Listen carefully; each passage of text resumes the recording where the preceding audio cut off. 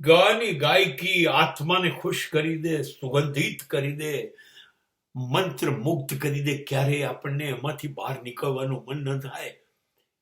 એવા માણસો ને સાંભળ્યા બાદ હવે એવા માણસોને સાંભળું છું જે ગાતા નહોતા, જે વગાડતા હતા. લાજવાબ માણસો પેદા થયા છે, જેની અંદર પંડિત રવિશંકર સિતાર વગાડતા, અને એ હદે સિતાર વાગતી કે સિતાર ઉપર ફરતી તાર ઉપરની આંગળીઓ કોઈને દેખાતી નહોતી, અને સિતારથી લોકો સાથે વાત કરી શકતા. કેમ છો, મજામાં, આવ્યા કેમ, વગેરે એ કરી શકતા. પંડિત રવિશંકરની 7,000 સ્કૂલ અમેરિકામાં છે, ખાલી સિતાર શીખવાડવાની. પૂરા વિશ્વમાં એમના ક્લાસ, લોકો સિતાર એમની પાસે શીખે. અને વિશ્વના સૌથી મોટા ગાયકો હોય, એલ્વિસ પ્રેસ્લી હોય, માઇકલ જેક્સન હોય, કોઈ પણ, આ બધા એમની સાથે કામ કરવા તૈયાર. પંડિત રવિશંકર એ સિતારનું સૌથી મોટું નામ. આવા કેટલા ધુરંધરો થયા છે, પણ જેમને જોવાથી, દર્શન કરવાથી દિલને આનંદ થઈ જાય. એવા એક વ્યક્તિનું નામ છે ઉસ્તાદ બિસ્મિલ્લા ખાન. અભ્યાસ, સ્કૂલમાં પગ નહીં મૂકવું. પીપોડી જે લગ્નમાં જોઈએ છે શહેનાઈ, એ વગાડવાની.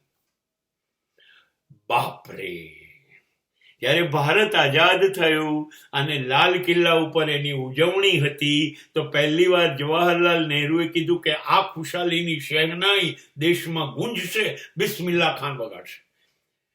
પહેલી શહેનાઈ લાલ કિલ્લા ઉપરથી બિસ્મિલ્લા ખાને વગાડી હતી. એક લુંગી પહેરીને, જબ્બો પહેરીને ખાટલા ઉપર બેસી રહેલો ગામડાનો માણસ, શહેનાઈનો લાજવાબ કારીગર, અને આ મુસ્લિમ છે, 5 વખતનો નમાઝી છે. અને આ માણસે આપણું જેને કાશી વિશ્વનાથનું ગૌરવ કહીએ છીએ બનારસમાં, એની સવારે જ્યારે 5 વાગે પહેલી આરતી થાય, એ આરતીનું મ્યુઝિક એ શહેનાઈથી થાય. અને એ શહેનાઈ બિસ્મિલ્લા ખાન મરી ગયા ત્યાં સુધી એમણે કાશ્મીરની સેવા કરી, કાશીની સેવા કરી. શિવના મંદિરનો આ મુસ્લિમ અજબ ચાહક શહેનાઈથી શિવને ઉઠાડે. અને રાત્રે જ્યારે શિવે સૂઈ જવાનું, ત્યારે શિવને સૂઈ જતી વખતે એના પડદા બંધ થાય, દરવાજા બંધ થાય, તો એ સુવા માટેની શહેનાઈનો સૂર બિસ્મિલ્લા ખાન વગાડે. આવો એક માણસ આપણી ટીવી ઉપર વારે ઘડીએ જોવા મળતા હતા ને હજી જીવિત છે. પેલે વાહ તાજ, વાહ હુજૂર તાજ વાળા જાકીર હુસેન તબલા બોલાવે છે, પોતે નથી બોલતા. કોઈએ સિતાર વગાડવી છે, કોઈએ ગિટાર, કોઈએ વાજા પેટી, કોઈએ શહેનાઈ, કોઈએ જલતરંગ. શું વગાડવું છે તમારે? વાંસળી, તમારે જે વગાડવું હોય વગાડો. પણ એમાં જે તબલું જોઈએ એ જાકીર હુસેન જ વગાડે. વાહ ઉસ્તાદ. ફિલ્મો 1-2-4માં અભિનય પણ કર્યો છે, અને ગીત મ્યુઝિક પણ આપ્યું છે.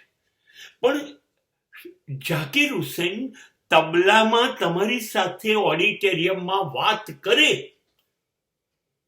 અને 80 વર્ષનો માણસ આજે પણ એના આંગળીઓ જો તમને તબલા ઉપર દેખાઈ જાય તો તમારે સમજવાનું જાકીરને તબલા વગાડતા આવડતું નથી.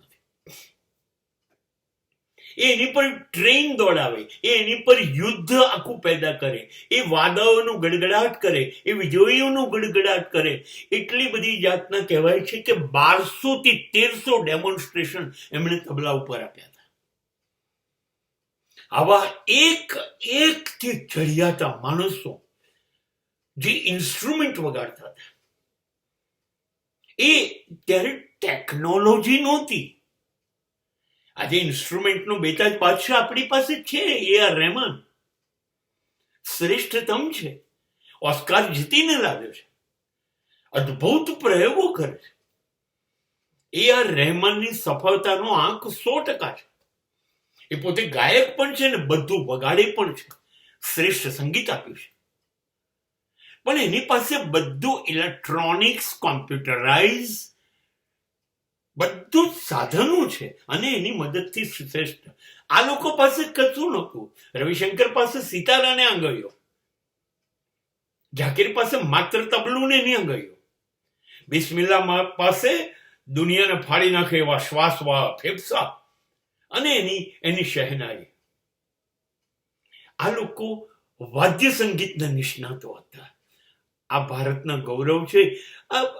આ લોકો, અરે સાહેબ, આપણે આમના નામ સાંભળ્યા અને જો રૂબરૂ જોઈ જઈને ઓળખીએ, આપણે સમજી લેવાનું યાર આપણને પણ જીવવાનો અધિકાર છે. આપણે શ્રેષ્ઠતમ વસ્તુઓ જોઈ છે.